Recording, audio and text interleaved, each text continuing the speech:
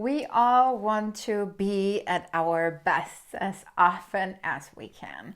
But what does that mean? What does that look like? That state of peak performance, of being in the flow where everything just makes sense and we are more powerful, more capable. Our abilities are just better than they are usually. That moment of peak performance. And that's what I'm talking about in this episode. Today is part 2 of the Psychology of Peak Performance podcast. I recorded an episode already that was launched or published last week. So if you haven't listened to that one, pause this one, go back to last week, listen to it, and then come back here. If you have already listened to that one, hi, welcome. So glad that you came back. And let's, dive into the second part sort of peak performance that we didn't get to talk about last week. But first, I want to welcome you to the Healthy and Aligned podcast. My name is Lisa. I am a mindset and innovation coach for athletes and athletic teams. And on this podcast, I talk about all those mindset topics and concepts that are relevant for athletes and teams, obviously. And I love to really take a concept, dive into it, really look at it from different perspectives, dissect it, make sure that I really understand what it actually means in simple terms, and then puzzle it back together to come up with different strategies or activities that we can do to really improve in that specific area and that specific field. So the podcast on peak performance is sort of a lot of puzzle pieces coming together. I have recorded tons of episodes in the last, I would say 2, 3, 4 months that talk about things that appear in the peak performance context. And I feel that the understanding of what peak performance is kind of brings all of those things together. So, quick recap. What is peak performance? Peak performance means basically that our mind and our body are aligned. They are closely linked, they're integrated, and they don't work against each other, right? And I talked about the mind part in the last episode where I focused on the 5 elements that make up peak performance when we think about our mind.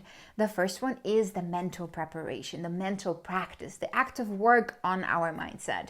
Then we have the focus being the immunity to distractions, pretty much. We talked about confidence. Confidence is the translation of our intention, of our thoughts into action, right? The ability that we actually get to do it, that we get to succeed in doing whatever we set out to do. Then we talked about motivation. Motivation is the force that moves us forward, right? That allows us to continue going. And it is the desire, the energy, the emotional intensity that is connected to us being willing to go from where we are right now to a place that we really want to be. So you have a goal, and that goal is not who you are right now, obviously, right? You have somewhere you want to develop towards to, and the energy that is connected to that, the willingness that you have behind reaching that goal that you set for yourself, that is your motivation. And the 5th element is resistance. And resistance is the part, or it's like the collection of all the things that negate the 4 topics I mentioned before, right? It's the self-doubt, it's the insecurity, it's the fear of failure, it's the not being sure what the future will look like, the anxiety around doing things. And resistance shows up when we are uncomfortable or when we are unclear about what something is going to be like, and we might actually not be safe, right? It's our mind trying to keep us safe. That's when resistance shows up. And I talked about all of these things in much more detail and also introduced some concepts on how we can work on these individual topics.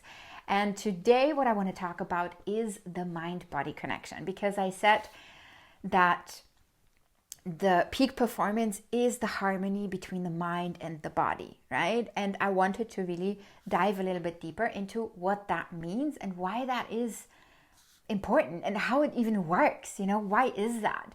Because I feel sometimes that for a lot of people, the body is sort of the taxi for our head, like for our brain. People don't take care of their bodies much. It's what holds up their brain, and that's where all their energy goes. They're really like brainy people. And then on the other hand, we have people who are very, very body focused. And I don't necessarily mean in the sense of like aesthetically focused, but especially athletes are focused on their body and their function, the function of their bodies, right? Because obviously that's what sports is, right? It's a physical activity. So it's very logical that there is a huge focus on building the body that meets the requirements of the specific sport that we want to do. So if you want to run marathons, obviously you will have a different body build than if you're a defensive player in American football, for example, right? So the body requires different features, different muscles, different weight, different build, like all of these things are important. So there is obviously a big focus on the body when it comes to athleticism. And from what I can tell, the mind sort of is like a byproduct, right? Like there's not so much focus on the brain and how it can actually support the body. So I feel that it's very important that we understand the connection between the mind and the body, because they are not two separate entities. It's a team. The mind and the body, they are a team and they work together. The mind being the more like strategic intention setting element, and the body is the executive part, right? The body is the part that does what the mind thinks. So we are one ecosystem. We're one big organism, and not two separate things that happen to be in one person, So seeing ourselves as holistically as possible is key to activating peak performance. Now, I believe it's imperative to understand how our body works together with our mind. And the way that I want to approach it is through the nervous system. So our nervous system is basically the physiological mirror of our mental state, right? Our nervous system kind of like dictates in which state we're in, how we act, how fast your heart rate is, how alert you are. All of these things are regulated by your nervous system. And we basically have two ends or two sides, let me say, of our nervous system. One is the relaxed, calm, content, digestive, healing, rejuvenating, re-energizing part when we are really like chill. And that is the parasympathetic nervous system. And then on the other end, the other extreme, I'm going to talk about the extremes now, we have the high alert, stress, push through, fight or flight, highly activated, highly stimulated part of our nervous system, which is the sympathetic nervous system. So those are sort of the extreme ends of the spectrum that we have. And both of them together, we can imagine that they are 100%, right? So if one goes up, the other one has to inevitably go down, because we cannot go to 150%, right? So you cannot be on high alert, ready to kick, ready to rumble, and at the same time digest your lunch and be chill and be lean back. It's just impossible for your body to do that, because it manifests in different ways in your body, right? So let me give you an example. When our sympathetic, so the high energy part, is activated, usually our heart rate goes up. So our heart is pumping.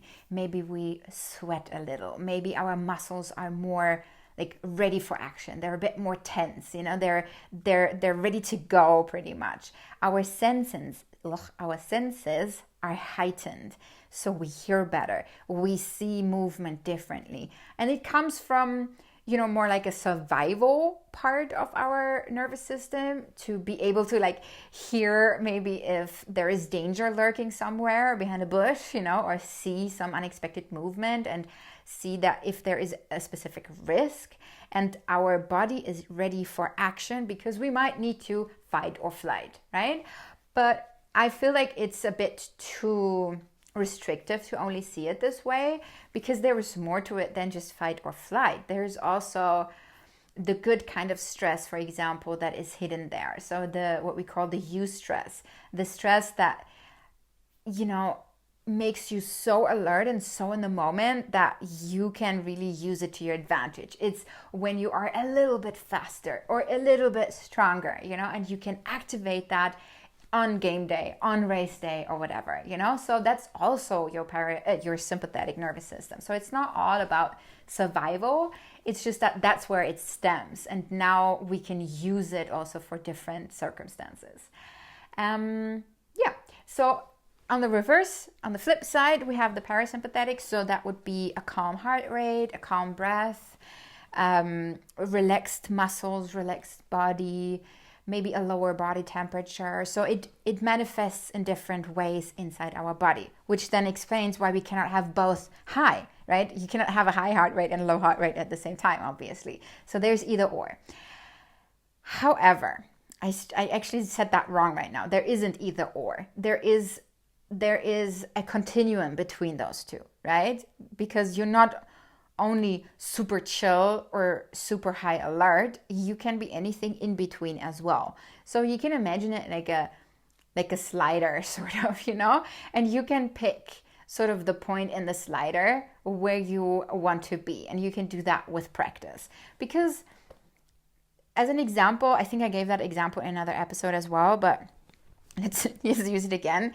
Me right now recording this podcast, there is a specific level of activation I need to be able to do that, to have my voice engaged, to, maybe use gestures if you see me on video so it doesn't look too boring, and to be alert to find the right words, but also think like what's going to come next, like all of these things, they need to happen.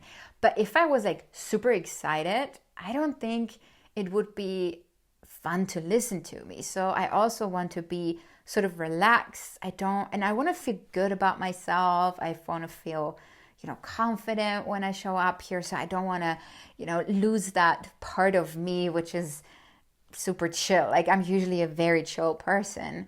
And I think I play with that, with my nervous systems, and I try my best to put my nervous system on a specific level that I believe is the best level to record a podcast, right?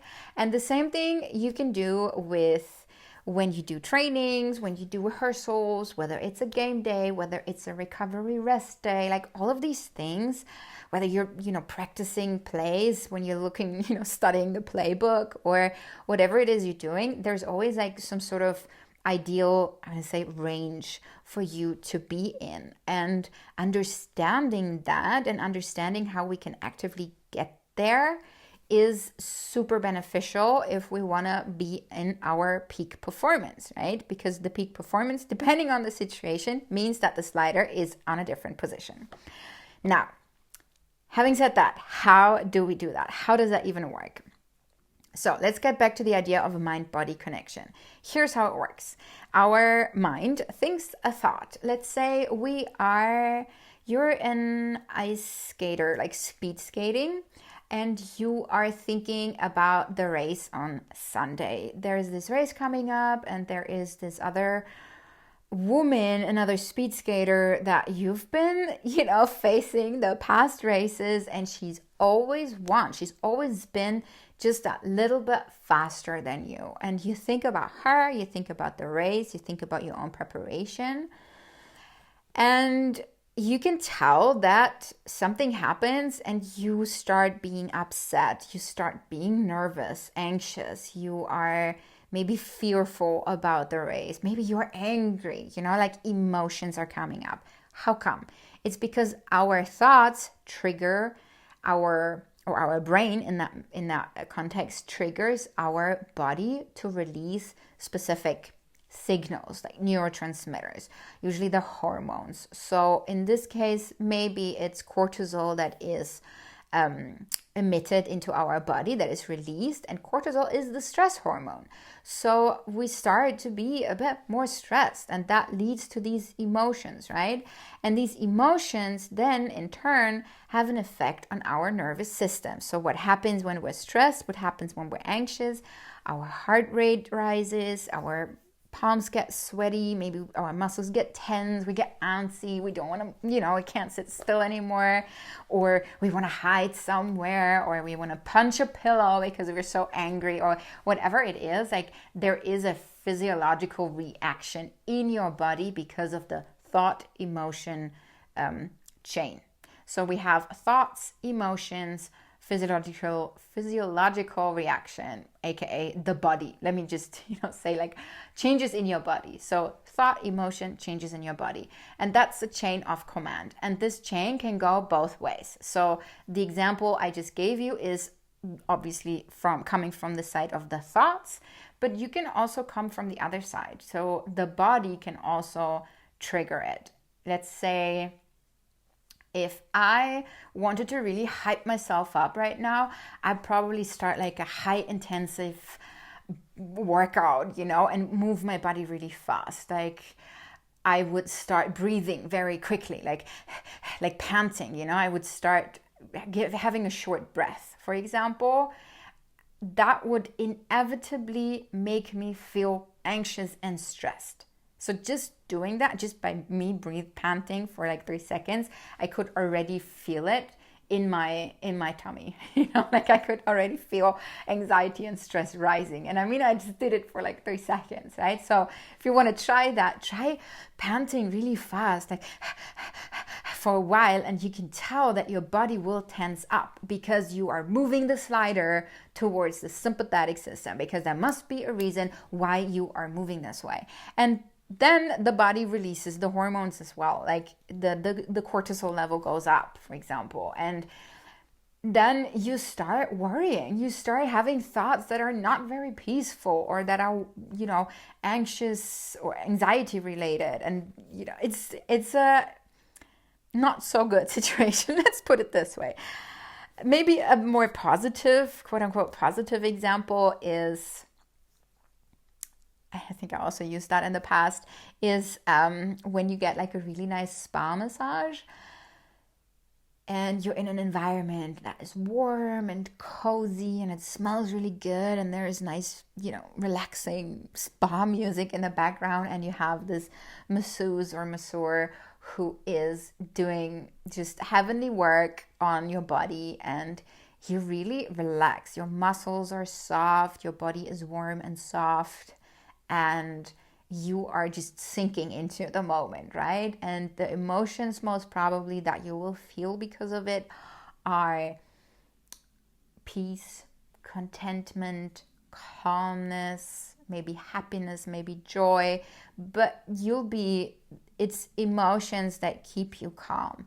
And the thoughts that you have usually are not stressful. So if you were to think about your race in that moment, you'll probably think about how maybe it'll be different this time. Maybe it will not be so hard, and you prepared differently. So who knows? Maybe it's enough to beat her this time and to win the race. Or how about I just have fun and enjoy myself instead of being so tense and and difficult about it. Like, you have more supportive thoughts in that moment.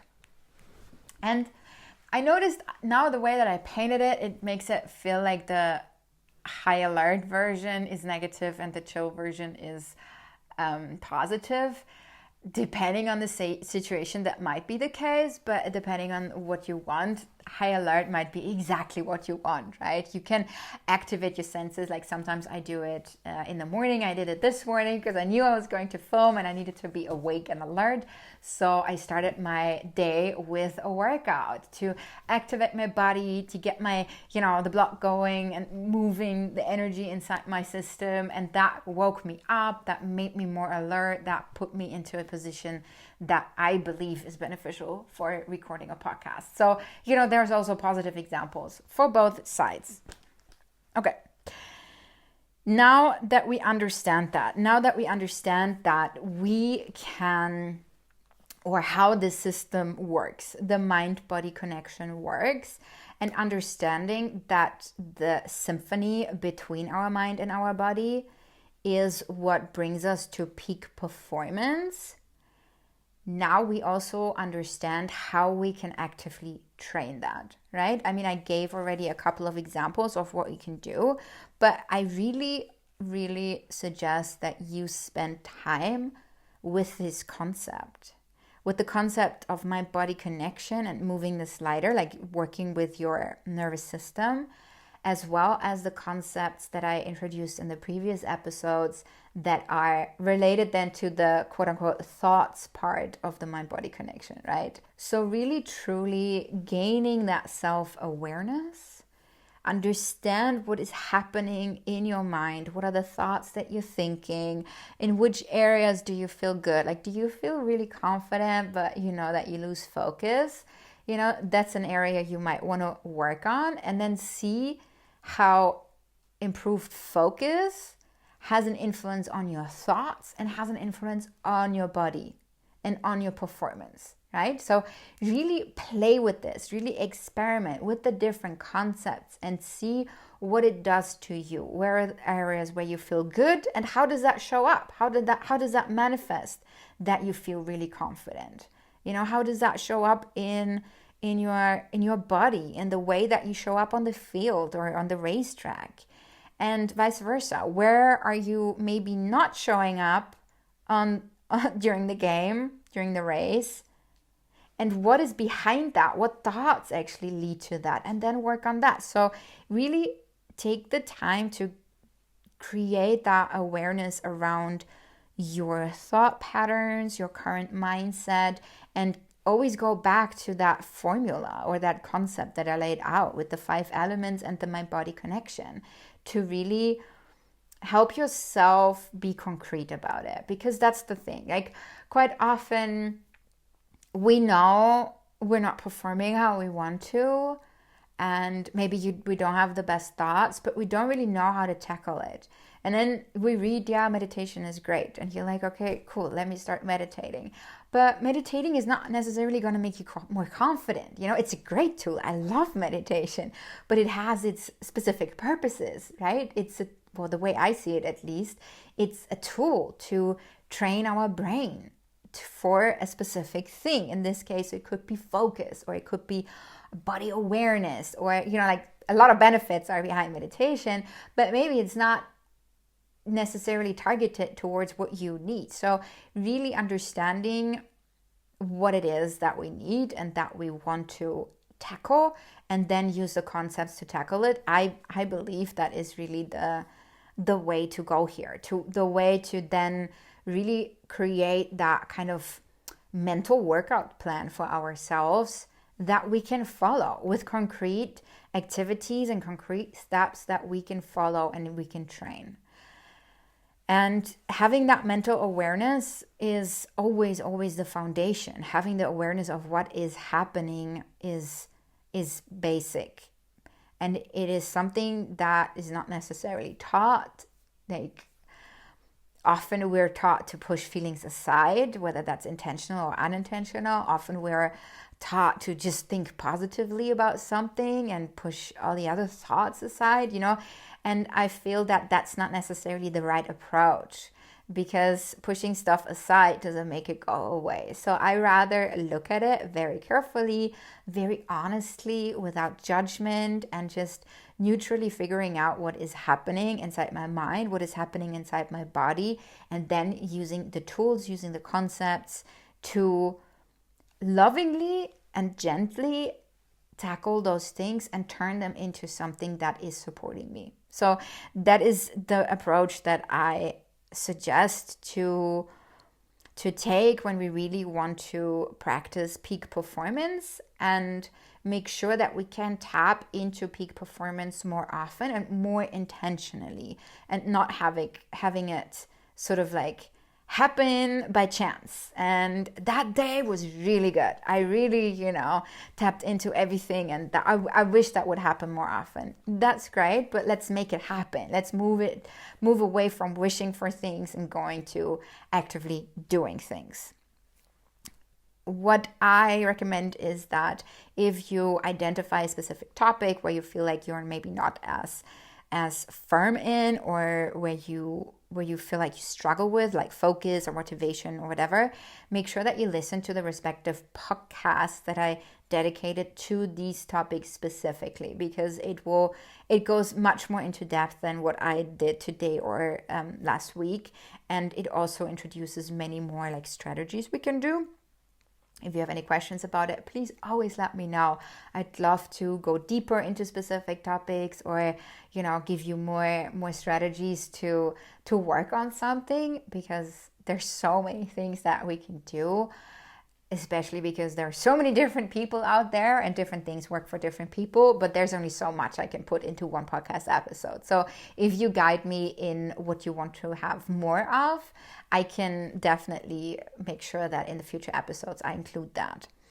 The other thing is, I had mentioned it, I think last week, is tapping. I love tapping. Tapping is a mind-body technique that tackles the mind-body connection from both sides pretty much.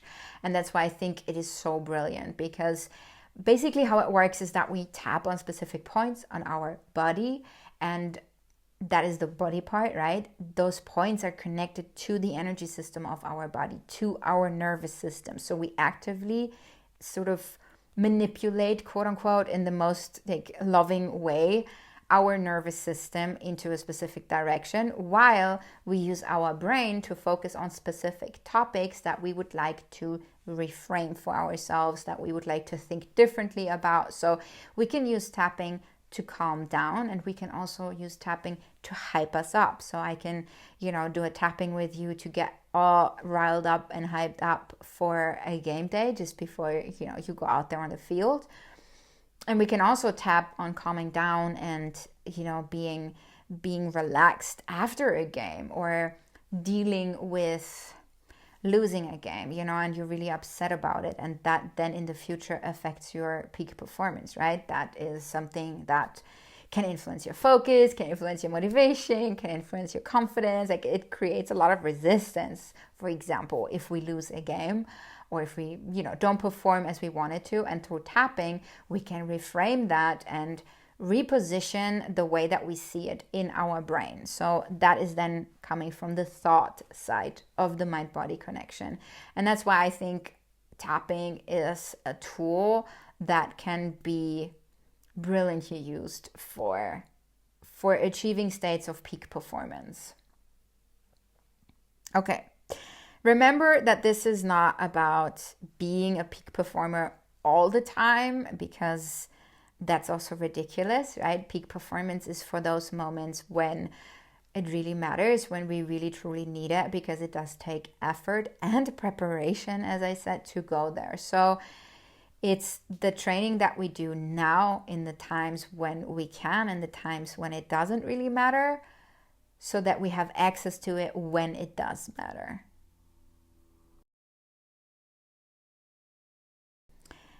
Okay, that concludes the episodes on peak performance and understanding peak performance. If you learned anything new, if that was interesting to you and you want to hear more about this, go back to the previous episodes that I'm linking in the show notes and the video description, and also subscribe to my podcast so you can stay tuned and up to date on future episodes coming up. And talking about future episodes, we're tackling a bit of a different side of the sports and athletic world in the next episode, and that is creative problem solving in sports. I love creativity. I've been a creativity coach, creativity and innovation coach for a long time, for 10 plus years. And it's a topic that's really dear to my heart. And finding merging sports with creativity is something that is not done very often, but it can actually make a huge, huge difference. And I'm going to explain to you why in the next episode. So stay tuned. And until I see you or hear you again, I wish you a beautiful rest of your day.